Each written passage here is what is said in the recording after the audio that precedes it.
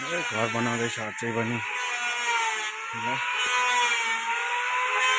म चाहिँ अहिले ड्याङमा आइपुगेको छु।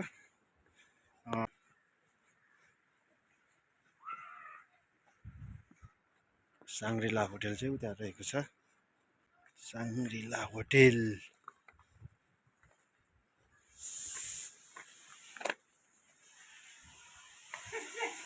अहिले चाहिँ म साङ्ग्रिला होटेलमा आइपुगेको छु।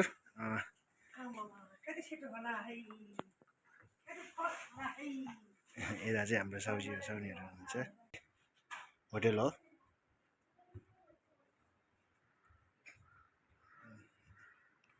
भित्र यस्तो रहेको छ।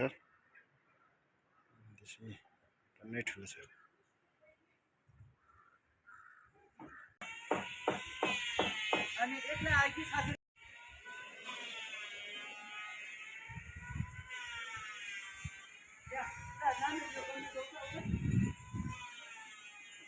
ड्याङबाट राणातर्फ लाग्दैछु। हामी बोल्ने बेला चाहिँ यो उकालो चाहिँ अति हिँड्नै मन नलाग्ने। पहिला चाहिँ तलबाट थियो बाटो, अहिले चाहिँ यस्तो बनाएको छ यो बाटो। स्कुलमा पढ्ने बेला सानो थियो, अहिले त बहुत अग्लो भएछ यार। अहिले चाहिँ बहुत अग्लो भएछ भने विश्वकुमार अति अग्लो भएर कति छिटो हिँड्ने यार अहिले त हो। के गर्मी छ आमा, खल खल पसिना। बहुत गर्मी भएको छ यार, घाम लागेर। 12 बजी हो यो चाहिँ। यस्तो गर्मी भइरहेको छ है, हिँड्नै मन लाग्छ नि। के गर्नु, हिँड्नै परिरहेको छ। घरमा मात्रै बस्छ भने अब त कति मजा आउने। हिँड्न बिस्को जानु हिँड्नु पऱ्यो।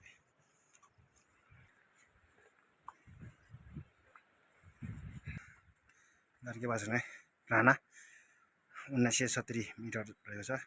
बी यहाँबाट चाहिँ 1 घन्टामा पुग्छ भनिरहेको छ। यो बाटो चाहिँ यस्तो खोला लागेको छ।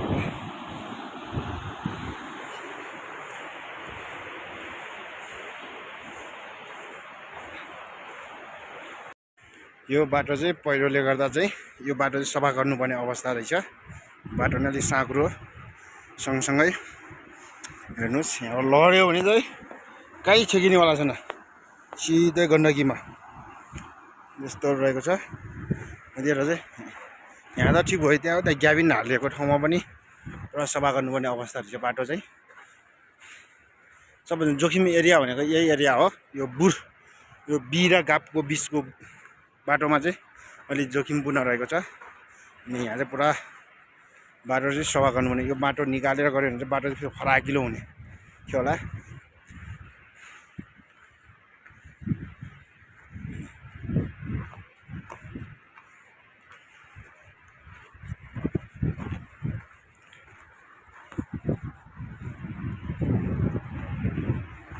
के पुल त माथिबाट पो थाहा रहेछ है।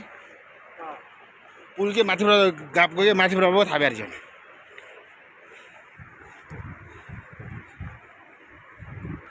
यस्तो रहेको छ। प्रष्ट देखाउने छु। यस्तो छ, यहाँ पुरा ग्याबिन हालेर माथि अझै यति ग्लासियरहरू छ। यत्रो खस्यो भने चाहिँ यहाँबाट सिधै तल गण्डकी रहेको छ।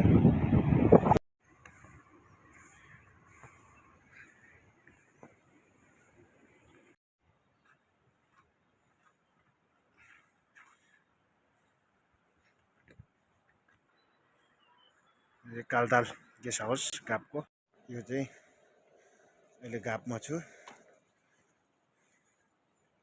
अहिले चाहिँ गाप कटेजमा छु म।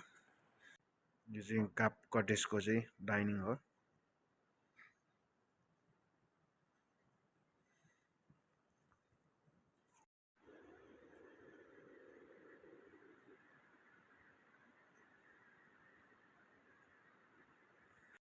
यो चाहिँ गाप कटेजको चाहिँ होटेलको परिसर हो, हेर्न सक्नुहुन्छ।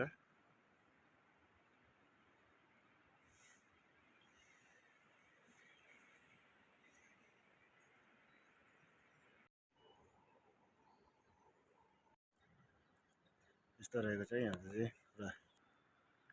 यो अप्रोकको उरा भवन वडा नम्बर 4 जङ्गलमा कोही छैन। म एक्लै अघिदेखि यो जङ्गलको बाटोमा चाहिँ म एक्लै हिँडिरहेको छु। बहुत गाह्रो। अगाडि कोही छैन, अगाडि पनि कोही छैन भने पछाडि पनि कोही छैन। हेर्नु न, पछाडि पनि कोही छैन।